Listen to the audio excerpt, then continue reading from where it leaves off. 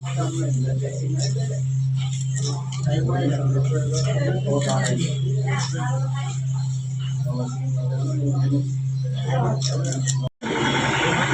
बहुत धन्यवाद। और साथ ही जोरदार तालियों से स्वागत करें भाई के। बीजेपी छोड़, तुम संघर्ष करो, हम तुम्हारे साथ हैं। शेखर आजाद जी के 39वें जन्म दिवस के अवसर पर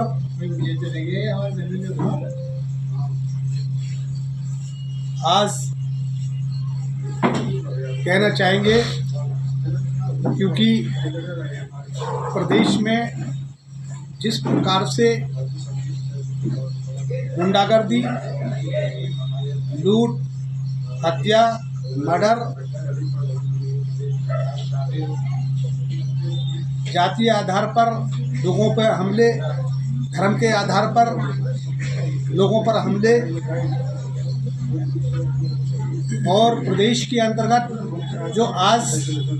सरकार ये वादा करती थी हम सबको काम देंगे, आज प्रदेश का जो युवा है आज बेरोजगार है, किसानों की हालत दयनीय है, मजदूर के लिए मजदूरी नहीं मिल रही है।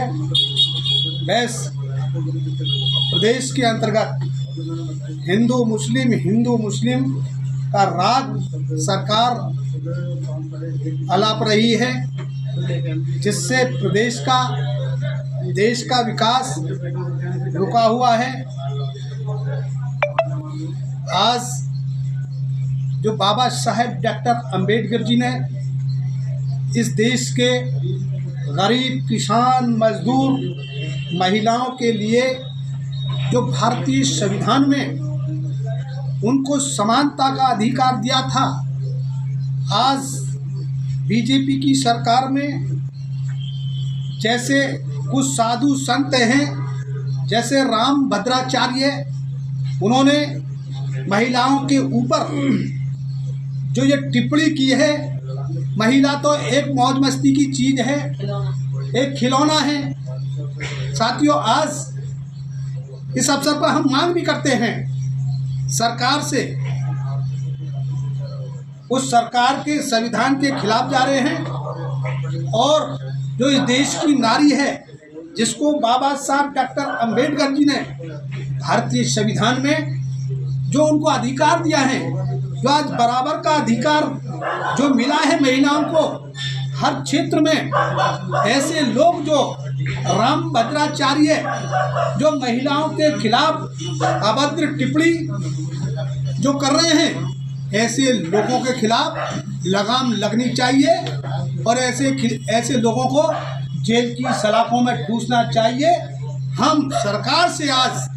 चंद्रशेखर आजाद जी के जन्म दिवस के अवसर पर हम ये मांग करते हैं, और आज जो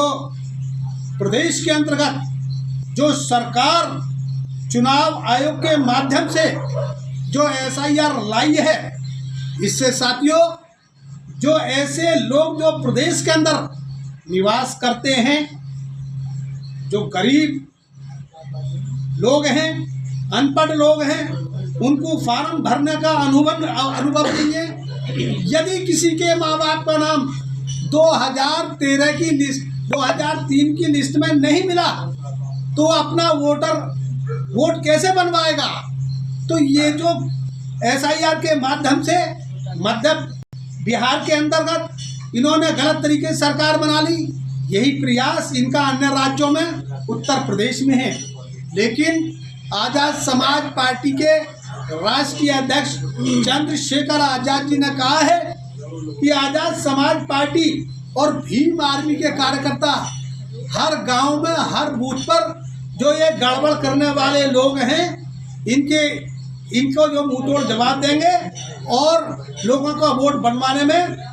बहुत बड़ा सहयोग आजाद समाज पार्टी भीम आर्मी करेगी। और आगामी जो 2027 का लोकसभा का चुनाव या उससे पहले जो पार्टी स्तर पर हमारी पार्टी चुनाव लड़ाएगी, जिला पंचायत का चुनाव, आज हमारे बीच में हमारे अभी साथी भाजपा छोड़ करके आज़ाद समाज पार्टी ज्वाइन किए हैं और ये चुनाव लड़ेंगे। तो हम जो जिला पंचायत का चुनाव है उसे मजबूती के साथ पार्टी लड़ेगी और ये सेमीफाइनल है। इस सेमीफाइनल में आज़ाद समाज पार्टी मजबूती से चुनाव लड़ेगी, क्योंकि आज देश के अंतर्गत जो हिंदू है, मुसलमान है, सिख है, ईसाई है,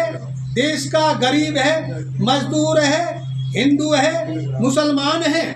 आज उसको ऐसे नेता की जरूरत है। देश के अंतर्गत कहीं भी कोई भी घटनाक्रम होता है उसकी कोई सरकार सुनवाई नहीं करती,